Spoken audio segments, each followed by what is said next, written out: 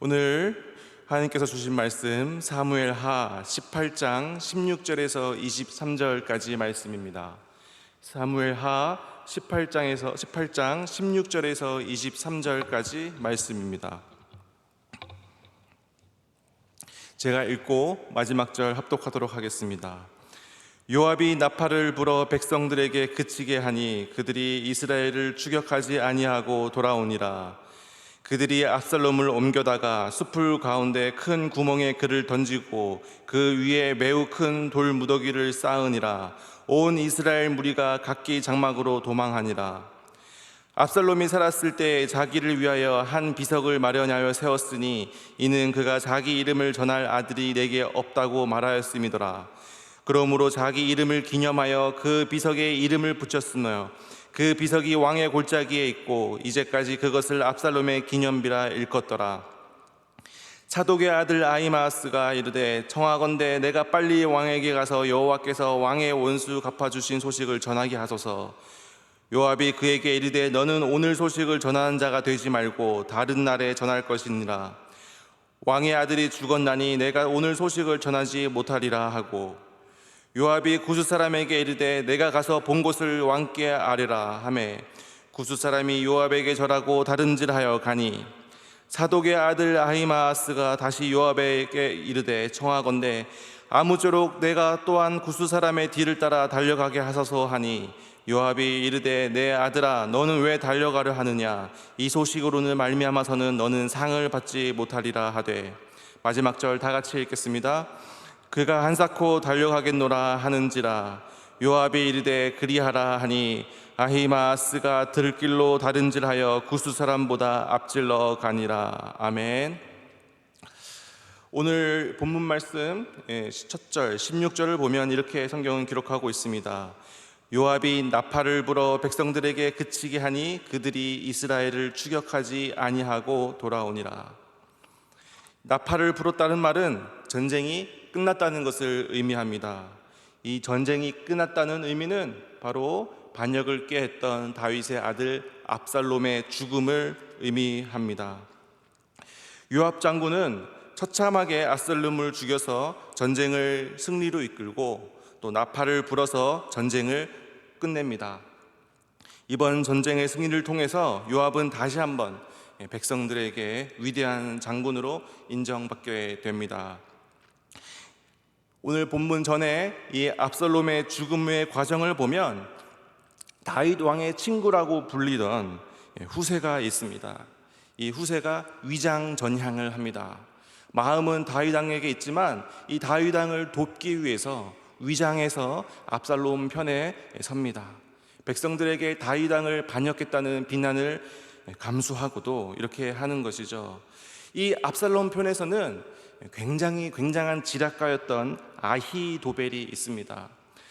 다윗 왕이 이 압살롬을 피해서 도망갈 때 이 아히도벨과 또 위장 전향했던 후세의 두 가지 의견이 나옵니다. 뛰어난 지략가였던 압살롬의 편에 있었던 이 아히도벨은 지금 당장 다윗이 지쳐 있을 때 지금 당장 다윗을 쳐서 이 전쟁을 끝내야 합니다라고 압살롬에게 조언을 합니다.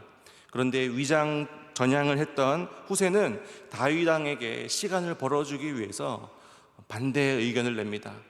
다윗 왕은 용사입니다. 다윗 왕의 곁에 있던 용사들은 너무나도 강합니다. 만약에 지금 공격을 한다면 마치 곰이 새끼를 잃어버린 곰같이 우리에게 달려들 것이고 우리에게 승리를 장담할 수 없습니다 라고 오히려 이 전쟁을 막습니다. 누가 봐도 이 아히도벨의 계략이 맞는 계략 아닙니까? 지금 빨리 지쳐있을 때 전쟁을 하는 것이 맞습니다. 그런데 하나님께서 이때 개입하십니다. 사무엘하 17장 14절을 보면 이렇게 기록하고 있습니다.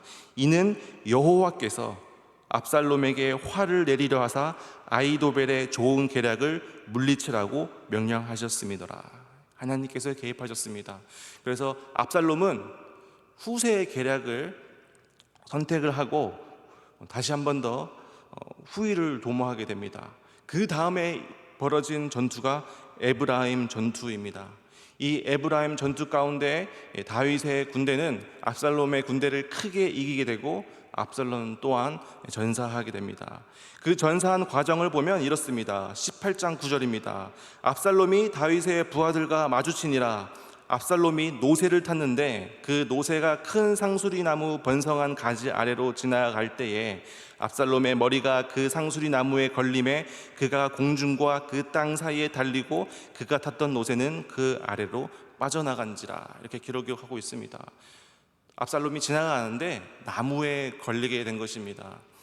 누가 이 압살롬을 잡은 겁니까? 다윗의 군사가 잡은 겁니까? 아닙니다. 상수리 나무가 잡은 거죠. 하나님께서 압살롬을 심판하신 것입니다.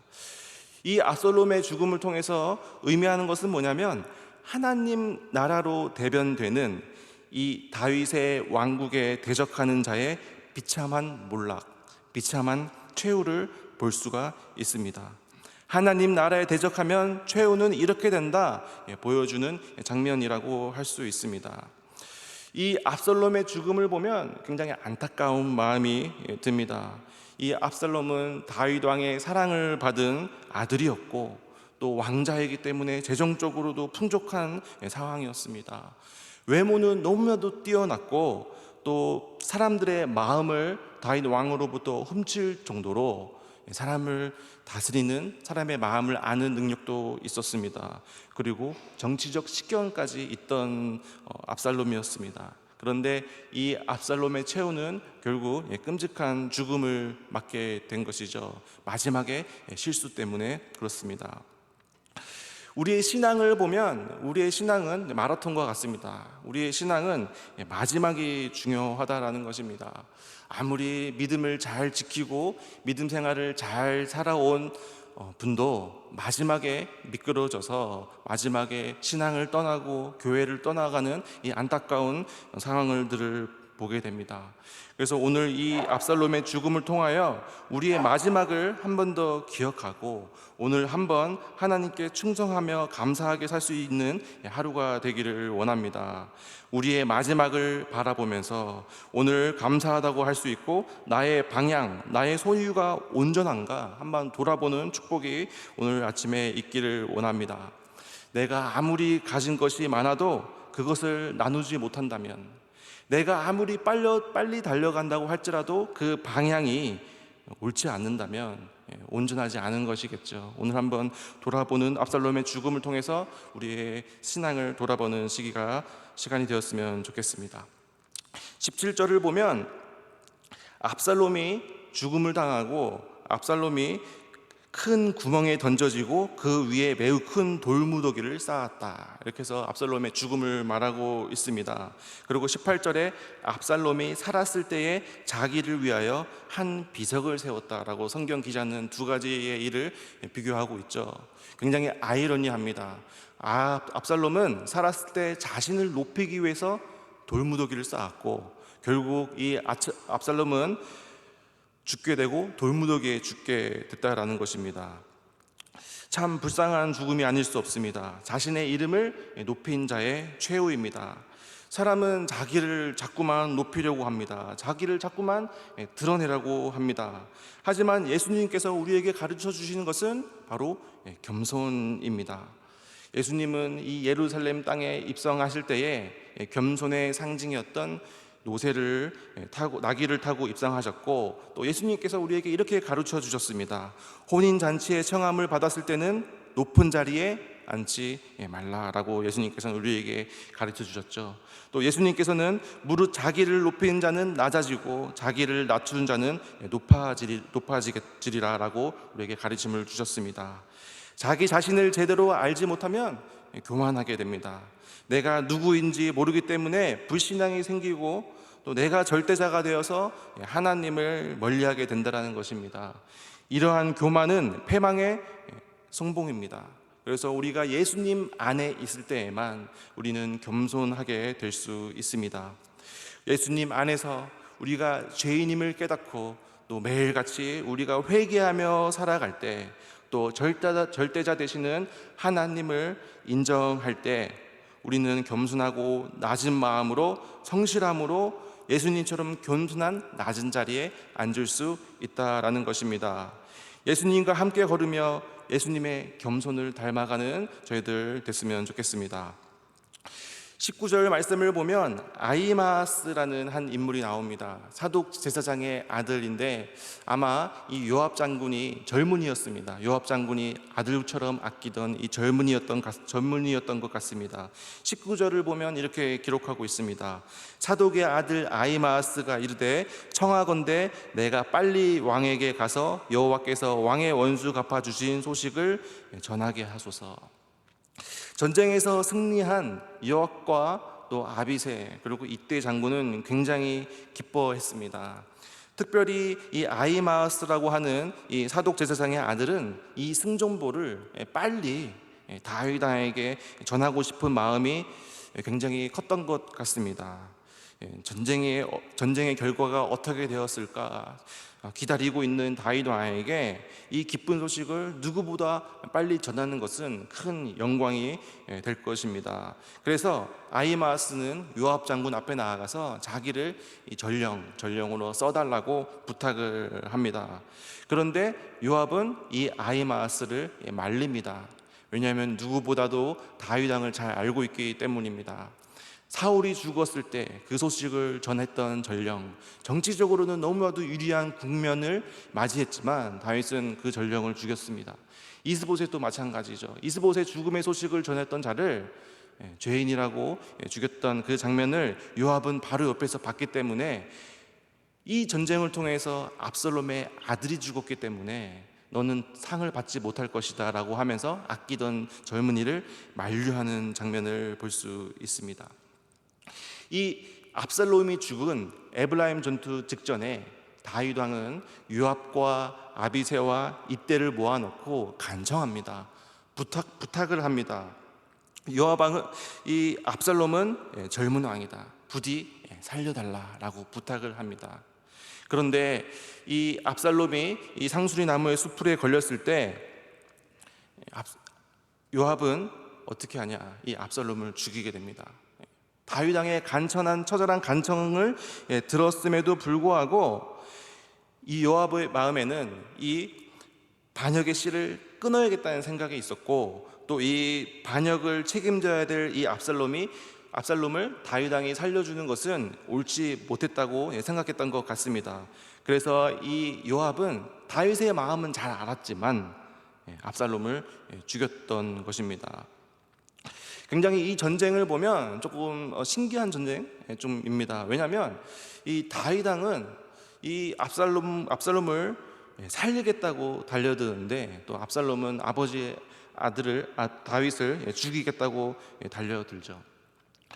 이 요압과 그다음에 이 아히마아스가 굉장히 비교가 됩니다. 요압은 다윗의 마음을 너무나도 잘 알았습니다.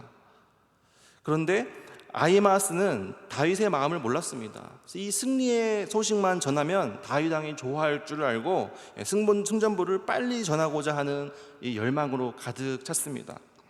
요압 장군은 다윗의 마음을 알았지만 압살롬을 죽였습니다. 왕의 마음은 너무나도 잘 알았지만 자기의 생각대로, 자기의 방법대로, 자기의 감정대로 일을 처리한 것이죠. 다윗의 마음은 누구보다도 잘 알았지만 정작 행동은 다윗 왕과 반대되는 다윗에게 불순종한 일을 행한 것이 요압입니다. 이 아히마아스는 전쟁에서 승리한 것, 그 승전보만 다윗 왕에 전할 생각만 하고 이 다윗 왕의 마음을 헤아리려고 하지 않는 모습을 보게 됩니다. 우리가 상대방의 마음을 헤아리는 것 너무나도 중요하지 않겠습니까? 상대방이 무엇을 원하는지 또 하나님이 무엇을 원하는지 아는 것은 헤아리는 것은 굉장히 중요합니다. 요압처럼 알면서도 반대로 행동하는 것 너무나도 나쁜 일이죠. 또 아히마아스처럼 자기 생각에 사로잡혀서 상대방이 어떻게 생각하는지 어떻게 느끼는지 배려하지 않는 신중하지 않는 모습, 경솔한 모습은 또 우리가 조심해야 될 부분이라고 생각을 합니다. 우리가 누구를 만날 때 그 상대방의 마음을 헤아리는지, 그 상대방의 마음을 잘 헤아리는지, 또 하나님의 마음을 잘 헤아리는지, 또 우리가 부모님의 마음을 잘 헤아리는지, 또 우리의 자녀들의 마음을 잘 헤아리는가, 또 우리 교회의 공동체, 우리 교회 지체들의 마음은 잘 헤아리는지 우리가 한번 돌아보길 원합니다. 그리고 그 마음을 알면서도 내가 하고 싶은 대로 한다면 우리는 요압과 아히마아스랑 별반 다를 바 없을 것입니다. 우리가 두 이 인물의 상황을 좀 합쳐서 좋은 것만 좀 배우기를 원합니다. 상대방의 마음을 잘 헤아리고 또 열정적으로 상대방을 섬기는 저희들이 되기를 원합니다. 또 하나님의 마음을 헤아리는 저희들이 되기를 원합니다. 하나님께서 저희 교회를 향한 이 하나님의 마음을 알고 또 하나님의 뜻대로 살아가고 하나님께 충성된 삶을 살아가는 저희들 되시기를 축복합니다. 기도하겠습니다. 하나님 아버지, 오늘 말씀 이 압살롬의 죽음을 통하여 저희들의 마지막 모습을 한번 기억하고 바라봅니다. 아버지, 저희들의 이 마지막 때까지 이 신앙의 끈을 놓지 않고 실수하지 않고 하나님 앞에서 충성되게 살아가는 저희들 될 수 있도록 도와주시옵소서. 하나님 아버지, 저희들에게 겸손한 마음을 허락하여 주시옵소서. 매일매일 죄 가운데 몸부림치며 회개하며 낮아지며 절대주이신 하나님을 기억하며 하나님을 섬기며 살아가는 저희들 되기를 원합니다. 하나님 아버지, 저희들의 마음을 잘 헤아리는 자가 되길 원합니다. 주변 사람들의 마음을 헤아리고 교회 공동체 지체의 마음을 헤아리고 하나님의 마음을 헤아리고 또 나의 뜻과 나의 생각대로가 아닌 상대방의 마음을 기억하며 열정적으로 우리의 주변 하나님을 사랑하고 이웃을 사랑하는 저희들 될 수 있도록 도와주시옵소서. 오늘 하루도 지켜주시옵소서. 이 모든 말씀 예수님의 이름으로 기도드렸습니다. 아멘.